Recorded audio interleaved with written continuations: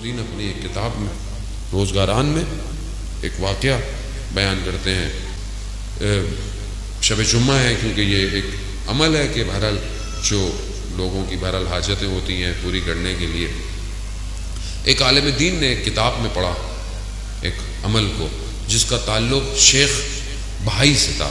شیخ بہائی بہت بڑے عالم دین تھے، فقیہ بھی تھے، کنسٹرکٹر بھی تھے، آرکیٹیکٹر بھی تھے. انہوں نے امام رضا علیہ السلام کا حرم بنایا ہے، انہوں نے بنایا، اور ابھی بھی ان کا جو مرکز ہے، ان کی جو مقبرہ ہے وہ امام کے حرم کے اندر ہے.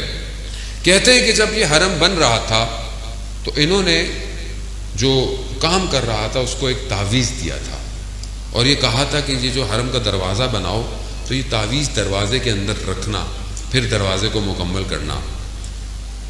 جب وہ واپس آئے دیکھا دروازہ بنا ہوا ہے، کہا تعویذ رکھا؟ کہا نہیں رکھا. کہا کیوں نہیں رکھا؟ جب میں نے آپ کو کہا تھا. کہا جب تعویذ رکھنے کا وقت آیا تو رات کو میں جب سو رہا تھا تو میں نے خواب میں امام کو دیکھا. امام نے کہا کہ یہ تعویذ دروازے میں نہیں رکھنا.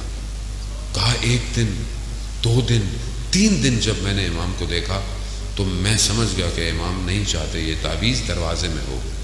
تو شیخ بہائی بیٹھ گئے اور گریہ کرنے لگے. کہا کیوں رو رہے ہیں؟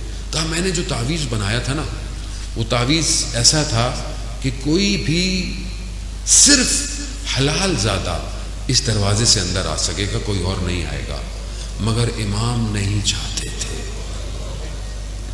کیوں؟ رؤوف ہے، مہربان ہے، یہ امام ہے.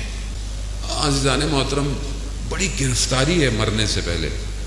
شب جمعہ ہے نا، میں اس لیے یہ بات عرض کر رہا ہوں. قبر بڑی اندھیری ہے، امام رضا روشن کر سکتے ہیں قبر کو، کیونکہ امام نے خود فرمایا جو میری زیارت پہ آئے گا میں 3 جگہ اس کی زیارتوں میں ہوں. شب جمعہ شب مغفرت ہے، شب دعا ہے، اور آج کی رات شب یعنی جمعرات سے جمعے تک، عصر جمعے تک جو ہمارے مرومین ہوتے ہیں ان کی روحیں آتی ہیں اور وہ ہماری طرف نگاہ کرتی ہیں کہ یہ میرا بیٹا، یہ میری اولاد، یہ میرے جاننے والے، یہ میرے ماننے والے میرے لیے کیا کر رہے ہیں. اور اگر انسان غفلت میں ہو تو یہ روحیں ناراض ہو کے چلی جاتی ہیں اور پھر آپس میں بھی گفتگو کرتی ہیں تمہیں کیا ملا، تمہیں کیا ملا. عزیزان محترم، ہم جس وادی میں رہتے ہیں اس عالم میں عالم مادہ ہے، ہم سب نے جانا ہے. اگر آج ہم اپنے محرومین کو کچھ بھیجیں گے تو کل ہمارے لیے بھی کوئی کچھ بھیجے گا. کچھ نہیں کر سکتے تو ایک فاتحہ، کوئی صلوات، کوئی درود، کچھ نہ کچھ ضرور دیا کریں، کچھ نہ کچھ ضرور دیں. اور یہ جب دیں گے تو ان کو اسی کی ضرورت ہے.